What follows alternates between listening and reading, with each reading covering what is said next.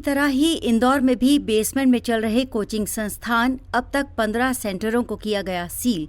संचालकों पर भी दर्ज होगा केस। दिल्ली के ओल्ड राजेंद्र नगर में 27 जुलाई को हुई 3 यूपीएससी छात्रों की मृत्यु के बाद मामला गंभीर हो गया है।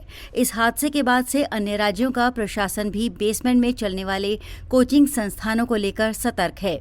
इंदौर में एक अधिकारी ने कहा कि बेसमेंट में अवैध तौर पर संचालित हो रहे सभी कोचिंग संस्थानों और पुस्तकालयों को हटाया जाए। दिल्ली में हुए कोचिंग हादसे के बाद अन्य राज्यों का प्रशासन भी अलर्ट मोड पर है। दिल्ली के अलावा अन्य राज्यों में भी बेसमेंट में चलने वाली लाइब्रेरी और कोचिंग संस्थानों पर दबिश दी जा रही है।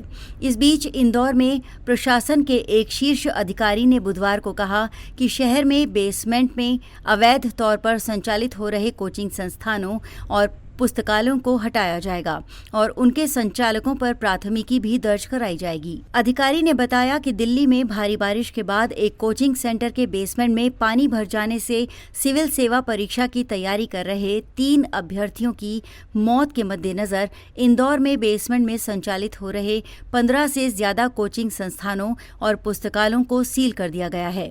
जिलाधिकारी आशीष सिंह ने संवाददाताओं को बताया, दिल्ली की घटना से सबक लेते हुए हम इंदौर में बेसमेंट में संचालित हो रहे कोचिंग संस्थानों और पुस्तकालयों की विस्तृत जांच कर रहे हैं।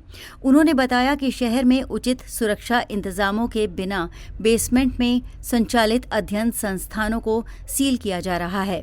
सिंह ने आगे कहा कि इनमें से चंद अध्ययन संस्थान तो ऐसे हैं इनकी दीवारों से लेकर छत तक प्लाईवुड की बनी है, जबकि कुछ अन्य जगहों पर टीन शेड के नीचे कक्षाएं संचालित की जा रही थीं।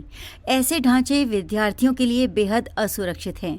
जिलाधिकारी ने कहा कि इन अध्ययन संस्थानों के अवैध निर्माण को हटाया जाएगा और उनके संचालकों पर प्राथमिकी दर्ज कराई जाएगी। प्रशासन के जांच दल में शामिल एक अधिकारी ने बताया कि सील किए गए अधिकांश अध्ययन संस्थानों में आने जाने के लिए एक ही रास्ता था और वहां आग से बचाव के उपकरण भी नहीं लगाए गए थे।